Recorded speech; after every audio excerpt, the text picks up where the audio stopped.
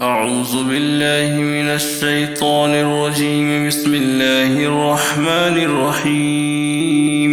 إنا أوحينا إليك كما أوحينا إلى نوح والنبيين من بعده، وأوحينا إلى إبراهيم وإسماعيل وإسحاق ويعقوب والأسباط وعيسى وأيوب ويونس وهارون وسليمان، وآتينا داود زبورا، ورسلا قد قصصناهم عليك من قبل ورسلا لم نقصصهم عليك، وكلم الله موسى تكليما، رسلا مبشرين ومنذرين لئلا يكون للناس على الله حجة بعد الرسل، وكان الله عزيزا حكيما. لكن الله يشهد بما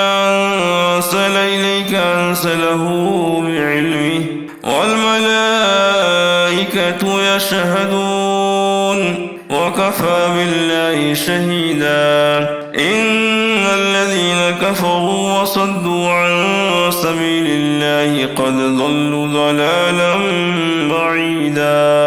إن الذين كفروا وظلموا لم يكن الله ليغفر لهم ولا ليهديهم طريقا إلا طريق جهنم خالدين فيها أبدا، وكان ذلك على الله يسيرا. يا أيها الناس قد جاءكم الرسول بالحق من ربكم فآمنوا خيرا لكم، وإن تكفروا فإن لله ما في السماوات والأرض، وكان الله عليما حكيما.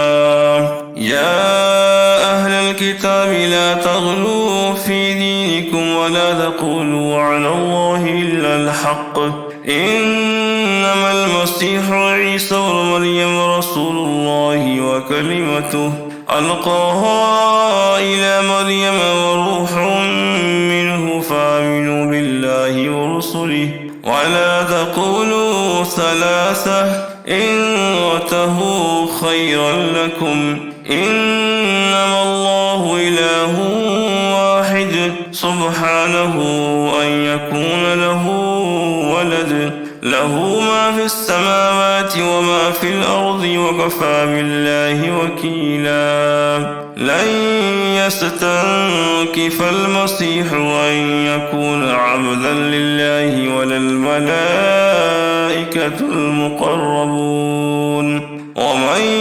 يستنكف عن عبادته ويستكبر فسيحشرهم إليه جميعا. فأما الذين آمنوا وعملوا الصالحات فيوفيهم أجورهم ويزيدهم من فضله، وأما الذين استنكفوا واستكبروا فيعذبهم عذابا أليما، ولا يجدون لهم من دون الله وليا ولا نصيرا. يا أيها الناس قد جاءكم برهان من ربكم وأنزلنا إليكم نورا مبينا.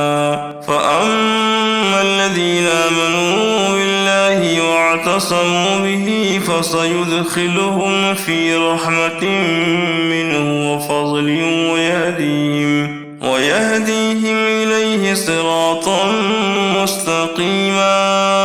يستفتونك قل الله يفتيكم في الكلالة، إن امرؤ هلك ليس له ولد وله أخت فلها نصف ما ترك وهو يرثها إن لم يكن لها ولد، فإن كانت اثنتين فلهما الثلثان مما ترك وإن كانوا إخوة رجالا ونساء فللذكر مثل حظ الأنثيين يبين الله لكم أن تضلوا والله بكل شيء عليم.